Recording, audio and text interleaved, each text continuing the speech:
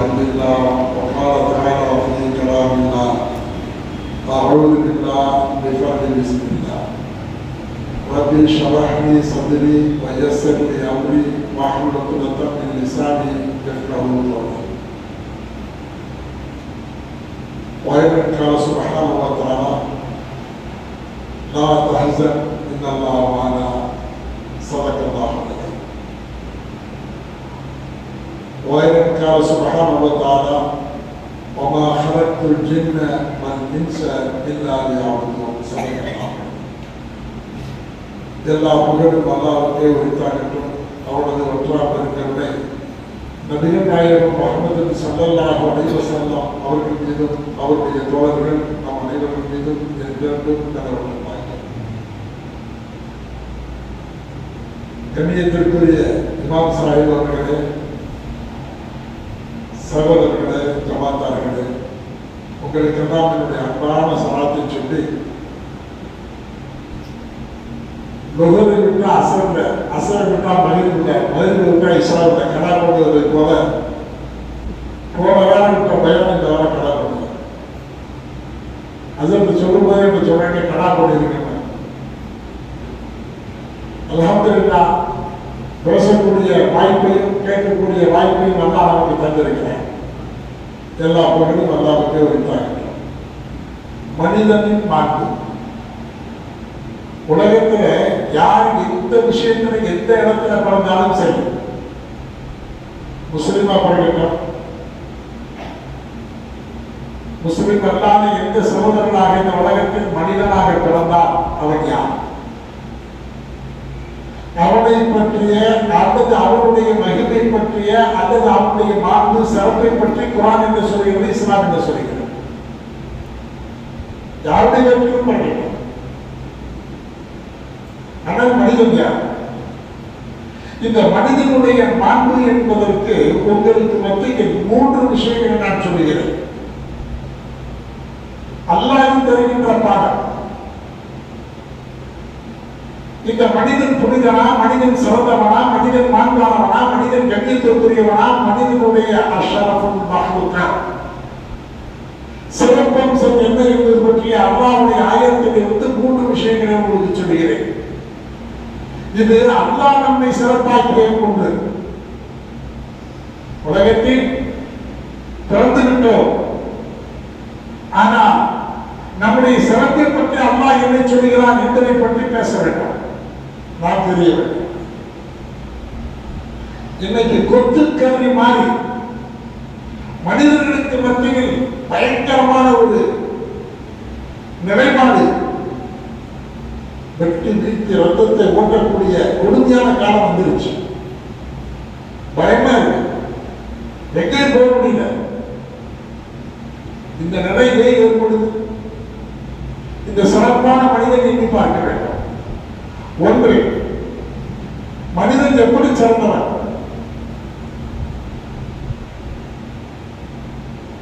அல்லாஹ் ரப்பல் ஆலமீன் முதல் மனிதர் ஆதம் அலைஹிஸ்ஸலாத்து வஸலாம் அவர்களை படைப்பதற்காக உலகத்திலே மண்ணை எடுத்து வர செய்தார். நன்றாக கவனியுங்கள். உலகத்தில் மனிதர்கள் மண்ணினால் படைக்கப்பட்டார்கள் என்பது குர்ஆனுடைய கூற்று. அந்த மண்ணை எடுத்து வந்த ஆதம் அலைஹிஸ்ஸலாத்து வஸலாம் அவர்களை படைத்து அல்லாஹ்வுடைய ரூஹை ஊதிய பிறகு அவர்கள் உயிர் பெற்று இருந்தார்கள். வரலாறு. ஆனால் ஆதம் அலைஹிஸ்ஸலாத்து வஸலாம் அவர்களை படைப்பதற்காக மண் எங்கே எடுக்கப்பட்டது? அந்த மண் எந்த மாதிரியான மண்? அல்லாஹ் ரப்பல் ஆலமீன் 10 வினாக்களில் உள்ள மாணவர்களை அனுப்புகிறார் இந்த உலகத்திற்கு. மனிதனை படைக்கப் போகிறேன், மண்ணை எடுத்து வாருங்கள், மண்ணினால் படைக்கப் போகிறேன். ஒவ்வொரு மாணவர்களும் வந்தார்கள். ஜிப்ரீல் வந்தார், மீகாயில் வந்தார், இஸ்ராஃபில் வந்தார், இஸ்ராயில் வந்தார், யாரெல்லாம் வந்தார்கள்.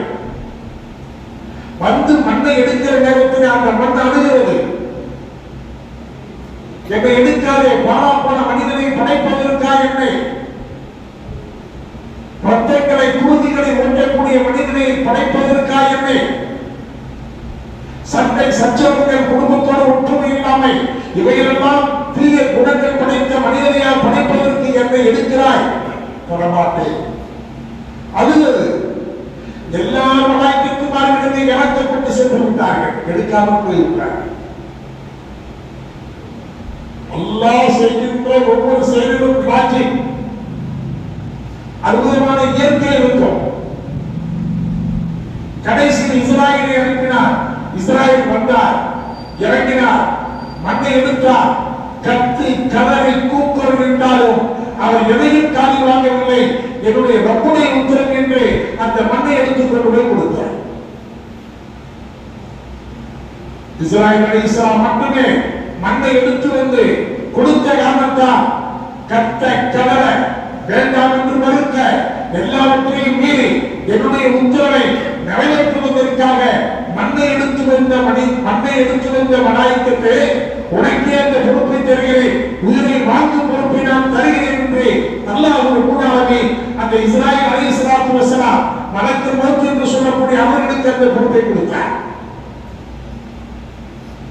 இது ஒரு பொறுப்பு இருக்க, இந்த மண் இங்கிருந்து எடுக்கப்படும். ஆதம் அலைஹிஸ்ஸலாத்து வஸலாம் அவர்களுடைய பிள்ளைகள் அது யாருடைய வயிற்றில் பிறந்திருந்தாலும் மனிதன் என்று பிறந்து விட்டால் அவன் எல்லாமே பனு ஆதம், ஆதமுடைய பிள்ளைகள் தான். ஆதம் அலைஹிஸ்ஸலாத்து வஸலாம் அவர்களை படைப்பதற்காக எடுக்கப்பட்ட மண் எங்கே எடுக்கப்பட்டது? நியூட்டன் என்று சொல்லக்கூடிய பூமியின் நடுபாகத்தில் எடுக்கப்பட்டது. பூமியுடைய நடுபாகம் எது? இந்த காலத்தில் உலகம் சுற்றுகிறது. இப்படி சுற்றுகிறதா? இப்படி சுற்றுகிறதா? இப்படித்தானே சுற்றுகிறது. சில அலுவலகங்களிலே வைத்திருப்பார்கள், ஸ்கூல்ல பள்ளிக்கூடங்களில் வைத்திருப்பார்கள், உலகத்துடைய வரைபடம் நிறைந்த உலக பூலகத்தை வைத்திருப்பார்கள். அது இப்படி இருக்க, கீழே ஒரு குடி மேல ஒரு குடி, இப்படிதான் சுற்றும். அதே போலதான் இந்த உலகம் என்ற உருண்டை இப்படி இருந்தது. இந்த காபத்துல்லா நடுமையம் மேலே அல்லாஹ்வுடைய அர்ஷ், அர்ஷுக்கும் காபாவுக்கும் இடையில்தான் இந்த உலகம் சுற்றி வருகிறது. எந்த நாட்டில் இருந்தாலும் மேற்கு திசையை பார்த்து தொடுகிறோம். ஏன் தெரியுமா? ஜிஹத்துல் காபா, காபாவுடைய திசை அங்கே இருக்கிறது. அதனால் அந்த திசையை பார்த்து தொடுகிறோம். காபாவை எங்கு தொடுகிறோம்? மேற்கு திசை அல்லவே. கிழக்கிருப்பவர்கள் வடக்கு பார்க்கிறார்கள், கிழக்கிருப்பவர்கள் மேற்கு பார்க்கிறார்கள், மேற்கிருப்பவர்கள் கிழக்கு பார்க்கிறார்கள். தெற்கே வடக்கு, வடக்கே தெற்கு, எப்படி என்று திசையே இல்லாத ஒரு சூழலை காபாவை சுற்றிலும் தொடுகிறார்கள். இதுதான் குற்றம். ஆரம்ப காலகட்டத்தில் அந்த பூமி காபாவை தவிர உலகத்தில் மண் இல்லை, பூமி இல்லை. அது அப்படியே விரிவாக்கம் செய்யப்பட்டு செய்யப்பட்டு செய்யப்பட்டு உலகத்திலே பூமி விரிவாக்கவர்களை பார்த்து யார் சொல்லலாம் கேட்கிறாங்க, அல்லாஹ்வின் ரசூல் கேட்கிறாங்க, அல்லாஹ்வே يسألونك عن الأهلة قل هي مواقيت للناس بالحج. உலகத்தில் இந்த காலத்தை படித்து கொடுத்தவர்கள், உலகத்திற்கு காலங்களை படித்து கொடுத்தவர்கள், உலகத்தில் 12 மாதங்கள் என்று சொன்னவர்கள் குர்ஆன். மனிதனுடைய இறப்பையும் பிறப்பையும் கண்டுபிடிப்பதற்கு காலத்தை கொடுத்தவர்கள் ரப்புல் ஆலமீன். ஹஜ், ரமலான் இவைகளை கண்டுபிடித்து கொடுப்பதற்காக வேண்டிய காலங்களை அமைத்தவர்கள் அல்லாஹ் ரப்புல் ஆலமீன். உலகத்தில் யாரும் அமைக்கவில்லை. முஸ்லிம்களுக்கு என்ன கணக்கு? பிறை கணக்கு. பிறை பார்த்து நம்புவீங்கள், பிறை பார்த்து நம்புவீங்கள். வலுவான ஹதீஸ் இது, சாதாரண ஹதீஸ் அல்ல. பிறை பார்த்து நம்புவீங்கள், பிறை பார்த்து நம்புவீங்கள். அந்த பிறையிலே எதை நாடுகிறோம்? அல்லாஹ்வுடைய நாட்டத்தை நாடுகிறோம். அல்லாஹ் என்ன நாடுகிறான் என்பதை பிறை மூலமாக அந்த பிறைக்கும் எனக்கும் என்ன சம்பந்தம், அந்த பிறைக்கும் மனிதர்களுக்கும் என்ன சம்பந்தம்? இது இரண்டாவது சம்பந்தம். அல்லாஹ் தருகின்ற ஒவ்வொரு விஷயமும் குர்ஆனில் 6566 ஆயத்துகளிலே எல்லாவற்றையும் இங்கு என்ன முழு மனிதனுடைய முழு வாழ்க்கையின் தத்துவங்களையும் படித்துக் கொடுத்தோம்.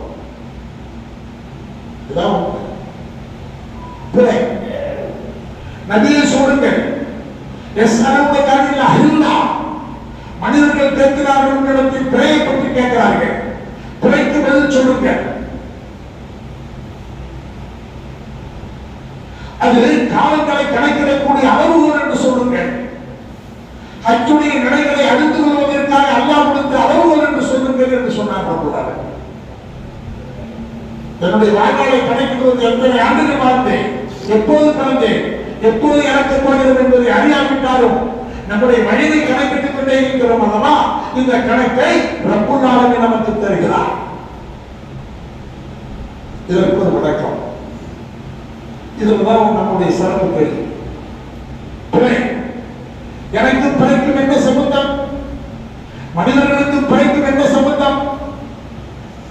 பிழையை பற்றி ரப்புல் ஆலமீன் சொல்லுகிறார், நபியை கேட்கிறார்கள் பிழையை பற்றி. அது ஒரு அளவுகோல் என்று சொல்லுங்கள் என்று சுருக்கமாக சொல்லிவிட்டார். அந்த அளவுகள் எப்படிப்பட்டது? பிழை இது அல்லாஹ் தருகின்ற பாடமாக இருந்தாலும் மனிதர்களான நமக்கு, பாமர மக்களுக்கு, கிராமத்தில் வாழ்கிறவர்களுக்கு, நாட்டுப்புறங்களில் வாழ்கிறவர்களுக்கும், சிட்டிகளில் வாழ்கிறவர்களுக்கும் மிக தெளிவான ஒரு விஷயம் தெரியும். பிறகு பார்த்தா பிறகு எப்படி இருக்கும்? பிறகு எப்படி இருக்கும்? முதல் பிறகு எப்படி இருக்கும்? நடந்து பார்த்தது இல்லையா?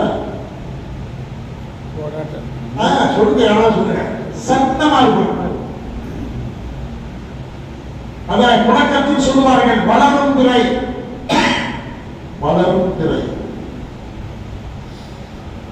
அது நாளாக 15, 14, 13, 14, 15, 16 வருகிறார். அப்ப முழு நிலவா தெரியும். அந்த 15 தாண்டி 16, 17, 18, 19 அப்படி போகும்போது குறையும், தெரிஞ்சு வளரும் பிறை, முழு நிலைமை, தேயும் பிறை. இது வழக்காற்றில் சொல்லப்படுகிற ஒன்றுதானே. அதற்கு விளக்கம் தெரிகிறார்கள்.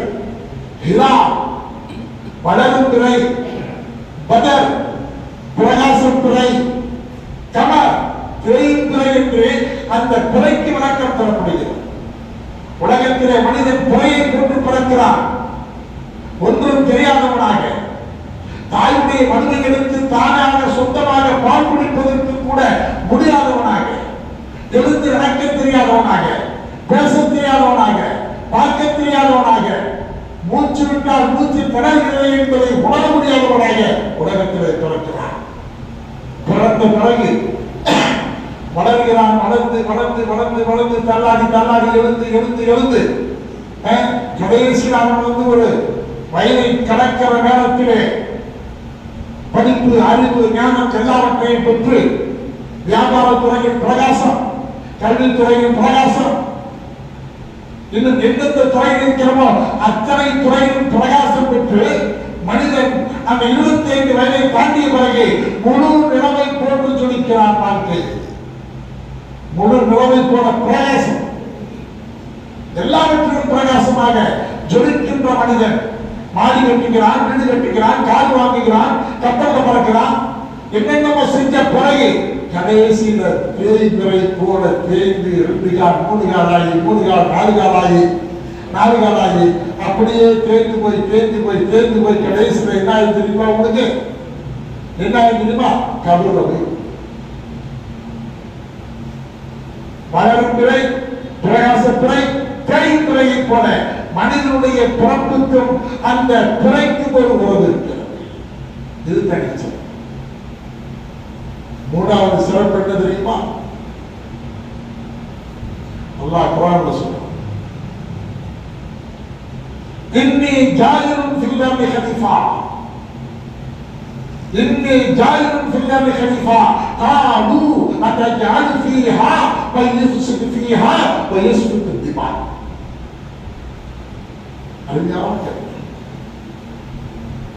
உலகத்திலே என்னுடைய படைப்புகள் நிறைய உண்டு. ஜின்னுகளை படைத்தேன், மனிதர்களை படைத்தேன், மலாய்க்கத்துமார்களை படைத்தேன், ஜின்னுகளை நெருப்பால் படைத்தேன், மனிதர்களை மண்ணினால் படைத்தேன், மலாய்க்கத்துமார்களை ஒளியினால் படைத்தேன். எல்லா படைப்புகளும் அறிவாய் மிருகங்கள், கல்வி, புலி, சிங்கம், யானை, எல்லாத்தையும் படைச்சான். ஆனா யாருக்குமே எந்த படைப்புக்கும் தராத ஒரு தனி சிறப்பை இந்த மனிதனுக்கு கொடுக்கிறார். இன்னை ஜாயிரும் சொல்லாமே, மனிதன் மட்டுமே என்னுடைய பிரதிநிதி என்று சொல்லுகிறார். ஆபீசர் சல்லா அல்லாஹ்வுடைய பிரதிநிதியா இந்த உலகத்தின் மனிதர்கள். உங்களுக்கு மட்டுமே தனிச்சிறப்பு. எங்கேயாவது ஒரு 10 மாடுகள் அல்லது 10 யானைகள் அல்லது 10 சிங்கங்கள் சேர்ந்து ஒரு மனிதனை ஆட்டி படைக்கின்ற கதை பெற்றிருக்கிறீர்களா? பார்த்திருக்கிறீர்களா? என்பது ஒரு மனிதன் 10 யானைகளை, ஒரு மனிதன் 10 சிங்கங்களை, ஒரு மனிதன் 10 கரடிகளை வைத்து மேய்த்து ஆட்டி படைக்கின்ற நிகழ்வுகளை அவர்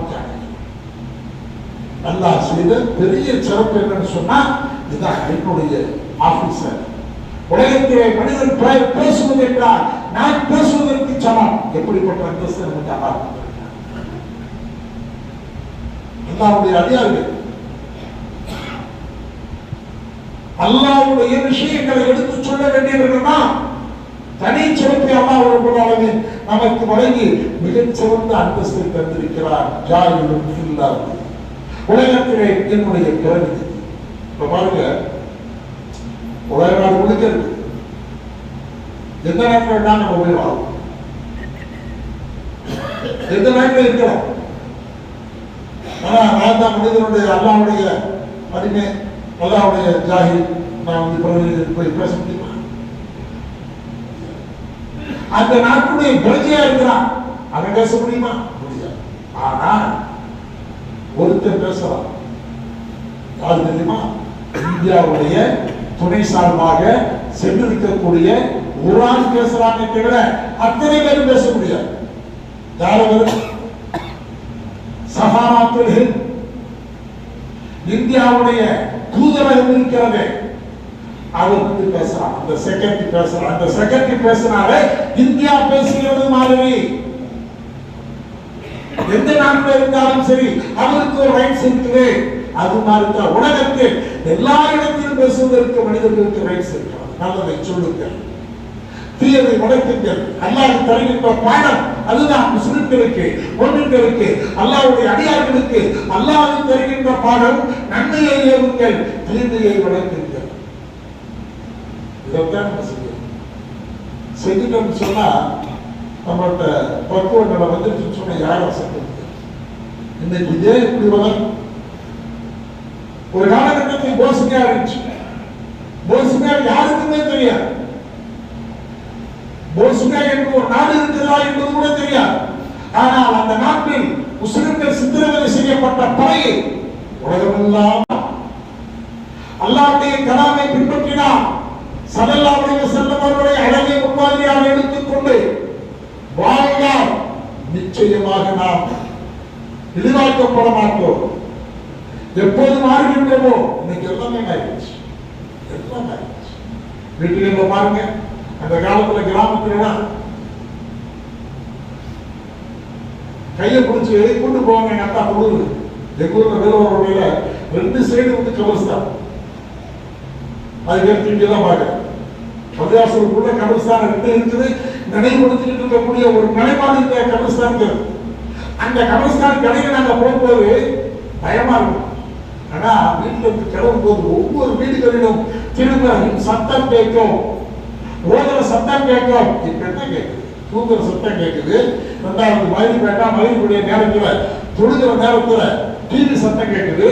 அருமையா கொண்டுறாங்க. மாத்திரம் வேற வழி என்னன்னு பார்த்தா இதான் வழி. முஸ்லிம்களை வந்து திருத்த முடியாது, முஸ்லிம்களை மதமாற்றம் செய்ய முடியாது, அவர்களுக்கு மத்தியில் ஒரு குழப்பத்தை உண்டாக்க வேண்டும் அப்படிங்கிற அமைப்புல இன்னைக்கு எல்லாத்தையும் திசை மாற்றுறாங்க. நீங்க எல்லாருமே நம்ம ஃபாலோ பண்ணி அவனை போறதுனால, ரசூலை ஃபாலோ பண்ணாதனால ஏற்படுகின்ற விளைவுகள் இன்னைக்கு உலகம் முழுக்க இருக்கின்றவர்கள் அதாவதுகள், வேதனைகள்.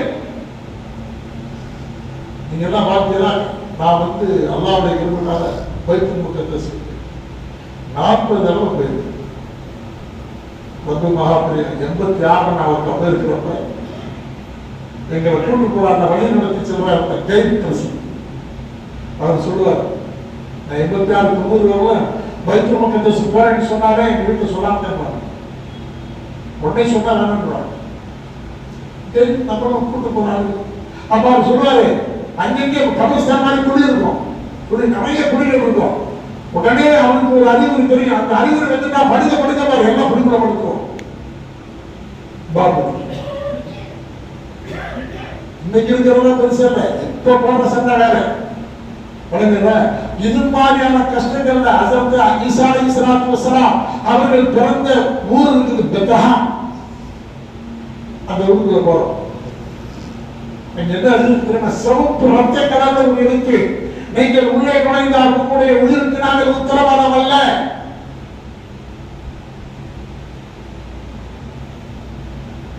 இதெல்லாம் ஏன் ஏற்படுது?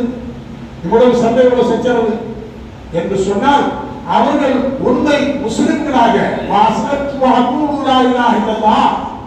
என்ற அந்த அமைப்பில் வராத காரணத்தினால் ஏற்பட்டதை விடைவிருந்தான் என்கிறார். எனவே மனிதர்கள் மனிதர்களாக வாழ வேண்டும் என்றால் மனிதர்கள் இந்த 3 விஷயத்தை தன்னை பற்றி அல்லாஹ் என்னை காபத்துல்லாவுடைய மண்ணில் படைத்திருக்கிறார். இரண்டு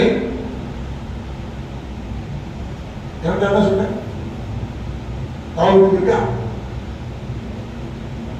காலங்கள், அந்த காலங்களோடு எங்களுக்காக இந்த காலத்தை உருவாக்கி இருக்கிறார். 3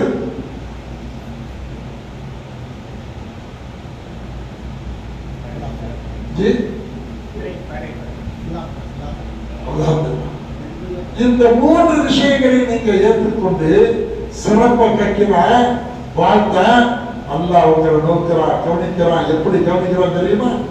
அல்லாஹ்வுடைய அமைப்பு எப்படி உங்களை பாதுகாக்கிறான் தெரியுமா? அல்லாஹ் அல்லாஹ்வுடைய அனுமதியாக பாதுகாக்கிறான். நீங்க என்ன செய்தாலும் சரி அல்லாஹ்வுடைய பாதுகாப்பு உங்களுக்கு மத்தியில் இருக்கும். யாரும் அசைக்க முடியாது. பெருமானார் ஸல்லல்லாஹு அலைஹி வஸல்லம் கடைசியாக அந்த மக்காவை விட்டு மதீனாவுக்கு செல்லுகிற நேரத்தில் சையதுனா அபூபக்கரோடு இணைந்து போகிற நேரத்தில் ராஜ்ய தந்திரம், பெருமானாரை போல ராஜ்ய தந்திரம் யாரும் இருக்க முடியாது. அவர்கள் நடந்து சொல்றார். அப்புறம் பாதை சரியில்லை, மலை காடுகள், நடந்து போனா தெரியும், கீழே இருந்தவங்க கூட மேல நடந்து போனா தெரியும். அதனால என்ன செஞ்சாங்க, ஒரு குகையில் தங்கினாங்க. ஒரு குகையில போய் தங்குறாங்க. என்று சொல்லக்கூடிய மக்காவிலிருந்து ஏறத்தாழ ஒரு 11 கிலோமீட்டரை தாண்டி இருக்கக்கூடிய ஒரு குகை. அந்த குகையில போய் தங்குறாங்க. 3 நாள் தங்கியிருக்கிறாங்க. அந்த 3 நாள் எப்படி அல்லாஹ் பாதுகாக்கிறான்? படை இல்லை, பட்டாளம் இல்லை, ஆயுதம் இல்லை, எதுவும் இல்லை. ஹஜ்ரத் அபூபக்கர் சித்திக் சொல்றாங்க, அந்த குகையை நாடி குகையை பக்கமாக தேடி வந்து விட்டார்கள் எதிரிகள். எதிரிகள் வந்துட்டாங்க, வந்து மேல ஏறிட்டாங்க. ஏறும்போது அந்த குகைக்குள்ள இருக்கிறவங்களுக்கு வெளியிடுகிறவங்களுடைய இந்த முழங்காலுக்கு கீழாலே கால்கள் தெரிகின்றன. யார சூழல்லாம் எதிரிகள் வந்து விட்டார்கள், இங்கேயும் வந்து விட்டார்கள். சொன்ன வார்த்தை இதான் முஸ்லிம்களுக்கு மூல மந்திரம். நம்மகிட்ட இல்ல, அந்த எண்ணமே இல்ல. எவனையாவது போய் தூங்குறான், ஒரு பள்ளிவாசல் கட்டுறதுக்கு யார்கிட்டயே போய் அழுகிறோம். பள்ளிவாசல் இடிக்கிறான், இடிச்சுட்டு போ. ஒன்று இடிச்சா 9 அல்லாஹ் உருவாக்குவான். காபத்துல்லாவை இடிக்க வந்த அந்த வரலாற்றை நீங்கள் அலம் தரக்கை ஃபஅலம் புகபியா ஸஹாபில் ஃபீ அலம் யஜால் கைதஹும் ஃபீ தன்வீர் வஅர்ஸல அலைஹிம் தைரன் தவாபீர் தர்மீஹிம் பிஹிஜாரத்தின் மின் சிஜ்ஜீல் ஃபஜஅலஹும் காஸ்ஃபிமா. இந்த சின்ன ஆயத்தை எடுத்து பாருங்க. ஒரு அபாபில் என்று சொல்லக்கூடிய சின்ன குதிரையை கொண்டாடித்தார், சின்ன கற்களை கொண்டாடித்தார். இந்த சின்ன சின்ன கற்களை சின்ன சின்ன கால்களை சின்ன சின்னதா கொண்டாந்து போடும்போது கொடிய பாம்பு பப்பன்னு அடிச்சு. இன்னைக்கு ஹாஜியெல்லாம் போறாங்கல்ல, ஹாஜியெல்லாம் சைத்தானுக்கு கண்டதி போறாங்க. 5 வீடு எத்தனை பேருக்கு தெரியும்? எங்க கல் எடுக்கிறோம்? முஸ்தலிஃபாவில் எடுக்கிறோம். முஸ்தலிஃபாவில் நீங்க வந்து ஒரு சைத்தானுக்கு 7 கல்லு மீது 3 நாளைக்குள்ள கற்களை 75 கற்கள் அங்கே பார்க்க வேண்டும், எடுத்துக்கொண்டு போய் எரிய வேண்டும். அங்கே சைத்தான் இருக்கிறானா இல்லையா, அடித்திருக்கிறாங்கிற நோக்கம் அல்ல, அல்லாஹ் கொடுக்கக்கூடிய சட்டங்களை நம்ம நிறைவேற்றலாம். ஏன் இங்க கல் எடுக்கிறோம்? யமன் நாட்டுடைய மன்னர் அப்ரஹா அவருடைய தலைமையில் யானை படைகளை எடுத்துக்கொண்டு வந்து காபத்துல்லாவை இடிக்க வந்த அந்த அப்ரஹா தங்கியிருந்த இடம்தான் முஸ்தலிஃபா. அந்த முஸ்தலிஃபாவை வைத்து ஜித்தாவுடைய கடற்கரை துறையின் பக்கத்தில் இருந்து புறப்பட்ட சின்ன சின்ன சிட்டுக்குருவிகள் அங்க வந்து கற்கள் அப்படியே போட்டு பசுபமா விட்டாங்க, அப்படியே பசுபமா விட்டாங்க. அந்த இடத்துல கல்லை இருந்து கொண்டு சைத்தான எரி லாஜி எவ்வளவு அழகான முறை வச்சிருந்துச்சுன்னா, ஒரு சின்ன கற்களை கொண்டு அந்த என்ன பெரிய உள்ளாருங்க அல்லாத துவா செஞ்சுக்கிட்டே இருங்க. அப்ப ஸல்லல்லாஹு அலைஹி வஸல்லம் சொன்ன செய்தி, யா அபூபக்கர் லா தஹ்சன், பயப்படாதீர்கள், இன்னல்லாஹ் மானா, நம்மளோடு அல்லாஹ் இருக்கிறார். இந்த சிந்தனை உலகத்தில் வாழக்கூடிய எல்லா முஸ்லிம்களுக்கு வர வேண்டும். எல்லோரும் அல்லாஹ்விடத்தில் கேள வேண்டும், உதவியை நாட வேண்டும். அல்லாஹ்விடத்தில் இய்யாக நஅபுது வ இய்யாக நஸ்தஈன் சூரா ஃபாத்திஹா ஓதுறமே, அது இருக்கக்கூடிய ஒரே ஒரு வரி, என்னை வணங்கு, எண்ணத்தில் ஒதுங்குகிறது, நான் தரேன், அல்லாஹ் பாதுகாப்பு. எனவே அன்புசா நல்லவர்களே, அல்லாஹ் பாதுகாக்க நாடி விட்டானாக்க அவனுக்கு ஒரு சின்ன சிட்டுக்குருவி போதும், சின்ன கட்டு போதும். அப்போ ஸல்லல்லாஹு அலைஹி வஸல்லம் அவர்களும் அபூபக்கர் அவர்களும் உள்ளே போய்க்கொண்டு இருக்கிறப்ப எதிரிகள் வந்து நிற்க, ஸல்லல்லாஹு அலைஹி வஸல்லம் அவர்கள் எதிரிகள் வந்து விட்டார்கள் என்று சொன்னபோது, லா தஹ்சன் இன்னல்லாஹ் மானா, பயப்படாதீர்கள், அல்லாஹ் நம்மளோடு இருக்கிறான் என்று சொன்னவர்களை அல்லாஹ் எப்படி பாதுகாத்தான்? 2 பொருளை கொண்டு பாருங்க. ஒன்று புறா, இன்னொன்று எட்டுக்கா பூச்சி. சிலந்தி பூச்சி அப்படியே வலை பின்னியது. பெருமானாரும் அபூபக்கரும் உள்ளே நுழைந்த பிறகு அது அப்படியே வலை பின்னி மறைத்து விட்டது. பக்கத்திலே ஒரு புறா கூடு கட்டி உட்கார்ந்து கொண்டது. எதிரில் பார்த்தார்கள், கோய்க்குள் போய் பார்க்கிறார். அபூபக்கர் உள்ளே நுழைந்திருந்தால் இந்த கோயை மூடி இருக்கக்கூடிய சிலந்தி பூச்சிகள் உடைந்திருக்கும், புறாக்கள் பறந்திருக்கும், போவதற்கு வாய்ப்பே இல்லை என்று தெரிவித்தார். அந்த மாதிரி அல்லாஹ்வுக்கு நம்பிக்கை வையுங்கள், உங்களை பற்றிய சிறப்பை உணர்ந்து கொள்ளுங்கள். அல்லாஹ் மனிதனுடைய மாண்பை புரிய வைத்திருக்கிறானே, அந்த புரிதல் நம்மிடத்தில் இருக்குமானால், அல்லாஹ்வுடைய பயம் நம்மிடத்தில் வந்துவிட்டால், தக்வாவும் இறையச்சம் ஒளிமயமாகிவிட்டால், அல்லாஹ் மன்னிச்சு நம்மளை அதிகாரிகளாக ஏற்றுக்கொண்ட பிறகு நம்மளை தனியாக ஸ்பெஷலாக கவனிக்கிறார். அப்படிப்பட்ட பாதுகாப்பை உலக முஸ்லிம்களுக்கு நமக்கு நல்லா தந்திருப்பாங்க. வாஹிரு தவானா அல்ஹம்துலில்லாஹி ரப்பில் ஆலமீன். வஸ்ஸலாமு அலைக்கும் வரஹ்மத்துல்லாஹி வபரகாத்துஹு.